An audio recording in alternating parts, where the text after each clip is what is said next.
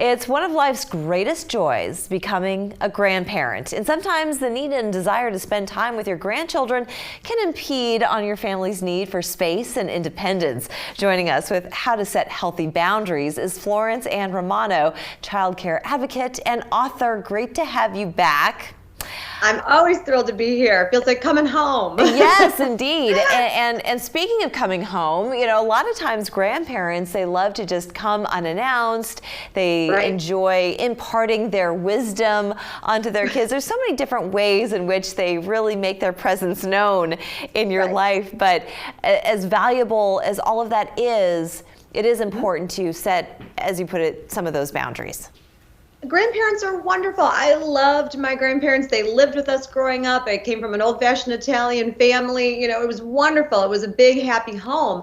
But it's difficult because now, you know, we see that parenting is a little different than it used to be. And of course, the grandparents have experience raising children. But I love it when families say, yeah, I know. They raised me and look at how I turned out. So, you know, they make a joke about it. But the truth is, the rules that worked then aren't necessarily going to work now. And even if they do, there's still the idea that every family has their own set of values, and you have to respect those values. And sometimes it's hard for grandparents to get on board with how their children are raising their children. Certainly. And the word boundary, it sounds nasty and mean, but it doesn't have to be.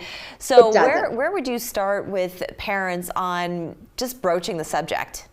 Well, I always say, you know, say what you mean, but don't say it mean. And this is one of those things. You can talk about your boundaries without making someone feel bad. And for example, you know, it could be as small as something like, oh my gosh, every time they come to watch the kids, my in-laws, they're giving them all this candy and they're sugared up, and I come home and have to deal with that. And so maybe it's just the idea that, hey, you know, I know you want to spoil the kids, and that's okay, but maybe it's going to be certain days of the week that we can do that, or certain hours of the day.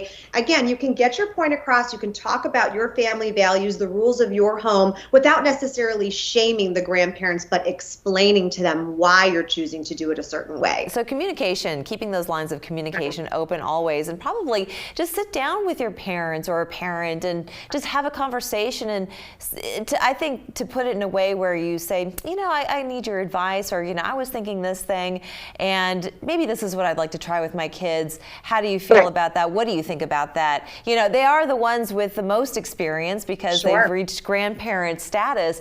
So so maybe coming from a place of looking up to them still. And the collaboration, I think, is what you're saying. And it's a really lovely way of doing it, too, saying, you know, what do you think? Or, you know, people love to be asked advice. Everybody loves that. And especially grandparents. But, you know, you take it with a grain of salt, too. You can get a little advice over here, a little advice over there, and you put it all, mix it all together, and it becomes this beautiful cocktail of parenting that you have. But just because you ask for the advice doesn't mean that you're necessarily going to take it. And the grandparents have to know that even if they are giving advice, it doesn't mean that you are necessarily negating or devaluing them in some sort of way if you don't take it. It's just the idea that you're trying to make them feel part of the process, but they also shouldn't make to be felt that their feelings are being hurt, or they're made to feel like they're perhaps not important. That's true. And without making judgment calls and not explaining yourself, because everything is open for conversation and discussion, and it doesn't necessarily always have to be, well, this is how I want it and that's it. You can explain your choices and get them on board and get them to understand, because like you said earlier, we are living in a far different world than we did when we were growing up. So perhaps they're a little out of tune with modern parenting and modern issues. And you get to pick your battles too. You know, maybe it's something, you know, like, all right, I'm just going to let that one go. But I mean, hey, if, you know, you come home and the grandparents are letting your kids play with knives, okay, then we have something to talk about. But, you know, if it's maybe a little too much sugar, or, you know, it's maybe a little late on the nap time, you know, maybe you'll let that go. But again, it's what's important to you. It's the values of your home. And you also don't want to set yourself up for failure in the way that it's like, okay, there's one set of rules over here for the grandparents and one set of rules for us at home, because sometimes the kids are going to start being like, well, I don't have to do it over here. Why do I have to do it over here? Exact consistency.